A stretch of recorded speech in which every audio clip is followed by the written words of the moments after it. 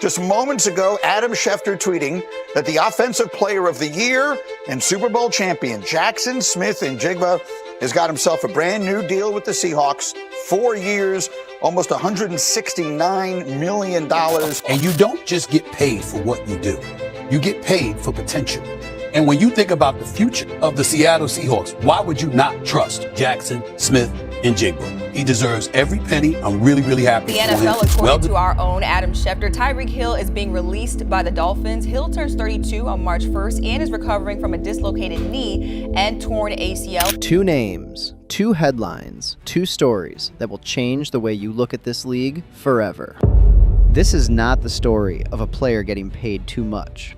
This is the story of an entire position, one of the most celebrated, most watched, most electric positions in professional football, completely breaking the financial system built around it.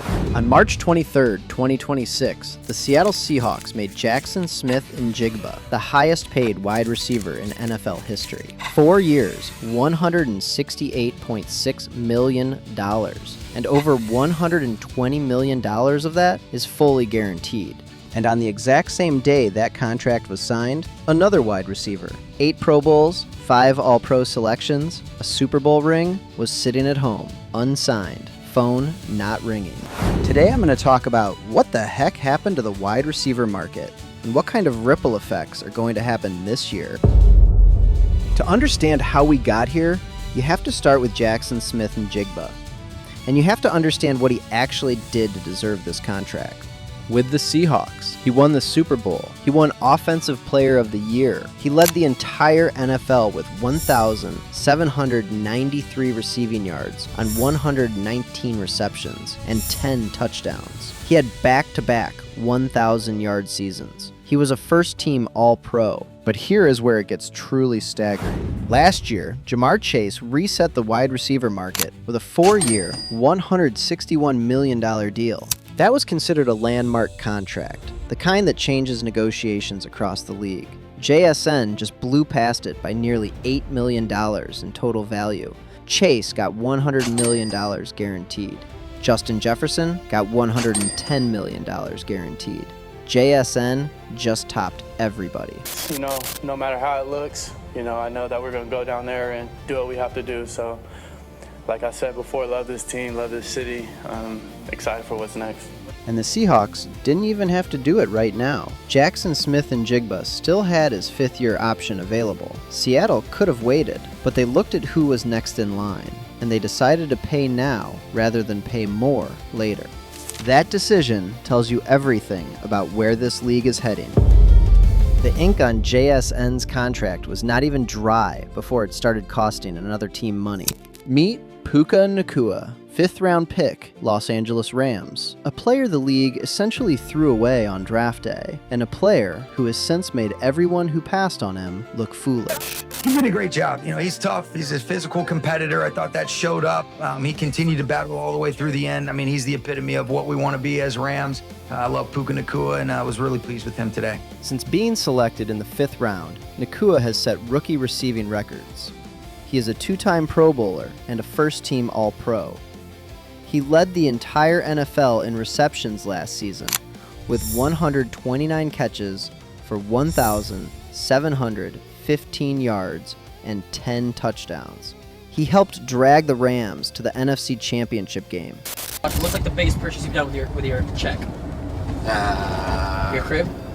No, I haven't. I'm still renting out here. Seriously? I haven't got paid. I'm still waiting. He is currently entering the final year of a rookie contract that paid him $4.1 million over 4 years. Before JSN's deal, there was an argument the Rams could get Nacua signed somewhere in the $38 to $40 million range. That argument is dead. The floor for Nacua's negotiation now starts at $42 million per year. And if Puka wants to be the highest paid receiver in the league, and there is a strong case that he deserves to be, we could be looking at a 4-year deal approaching $180 million. The problem is, Rams are already stretched. They traded for Trent McDuffie and gave him a 4-year, $124 million extension. They have 3 other core players from the 2023 draft class who need new deals. Matthew Stafford's situation is year to year. They currently have $43 million in cap room for 2026. That is before any of these extensions. The math is suffocating, and the Seahawks just made it significantly worse. However, JSN and Puka Nacua are elite players. Their contracts, while staggering, have a logic to them. Then there is Alec Pierce. The Indianapolis Colts signed Pierce this offseason to a 4-year deal worth $116 million, $29 million per year. That made him the highest paid free agent wide receiver in NFL history at the time of signing. You're talking about paying #1 wide receiver money for a guy who's probably a 1A or a 2, and so that's a lot of money for that guy, but I get it. Alec Pierce is a good player, but in 4 NFL seasons, he has 157 total receptions. He had one 1,000-yard season in his career. Last year, he caught 47 balls for 1,031 yards and 6 touchdowns. 47 receptions, $29 million a year. Good for him, but math doesn't add up. 5 years ago, $29 million a year would have gotten you a franchise quarterback. Last offseason, Sam Darnold, a starting NFL quarterback, signed for $33 million a year. Jackson Smith-Njigba now earns more annually than the man throwing him the football. That is a sentence that has likely never been true in the history of this league. But the Colts had no choice. They had used their transition tag on Daniel Jones. Pierce hit the open market, teams came calling, and Indianapolis had to pay top dollar to keep their own player. That is the trap this market has created. Just remember, we're all Patriots. You know that, right? Are you going to be a Patriot? Are you going to be a Patriot? And then there is A.J. Brown and Brandon Aiyuk, 2 elite wide receivers, 2 different teams, the same exact problem.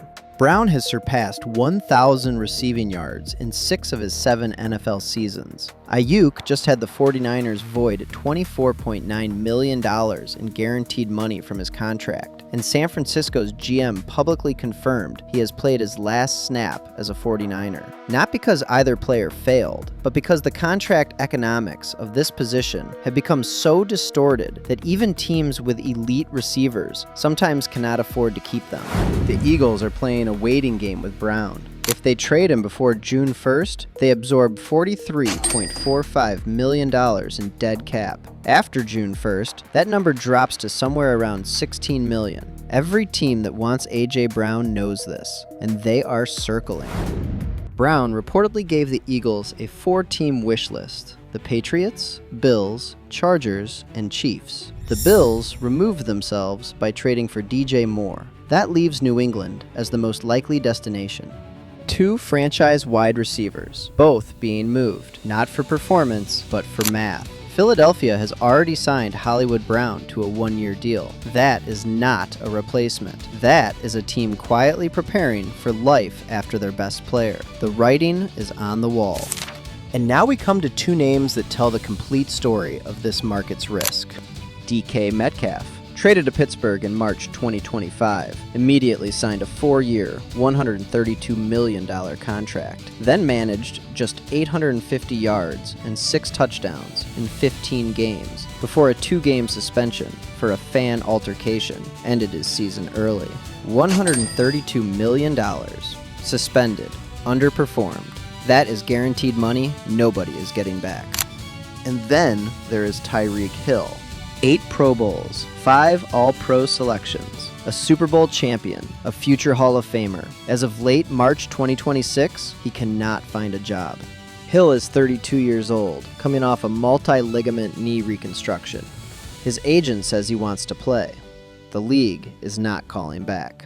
In August 2025, Tyreek Hill signed a $90 million extension. 7 months later, he was released. 3 weeks into free agency, he cannot get a 1-year prove-it deal, while Alec Pierce just got $116 million. That is the wide receiver market in 2026. The ceiling keeps rising, and the floor disappears overnight. Wide receivers are now being paid like quarterbacks used to be. JSN's $168.6 million total is more than what was the highest quarterback contract in the league just 7 years ago, when Matt Ryan signed for $150 million in 2018. Jefferson reset the market, Chase reset it again. JSN reset it a third time, and Nacua is about to reset it for a fourth time before the 2026 season even starts.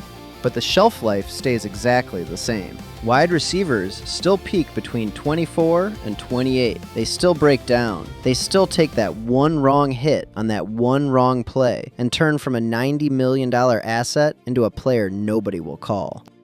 Tyreek Hill was the fastest man in football, and one play in Week 4 proved that none of these contracts come with a guarantee that actually means anything. The money has never been crazier. The risk has never been higher. And nobody, not the players, not the teams, not the league, knows how to stop it. What do you guys think about this situation? Will this drive the market off a cliff? I think the money will keep going up, but so will the risk. And eventually, one of these contracts is going to hurt a franchise so badly that the entire league will be forced to wake up. Comment your thoughts and support me by hitting that subscribe button. I'm bringing you viral stories all off season for you guys to enjoy. Take care.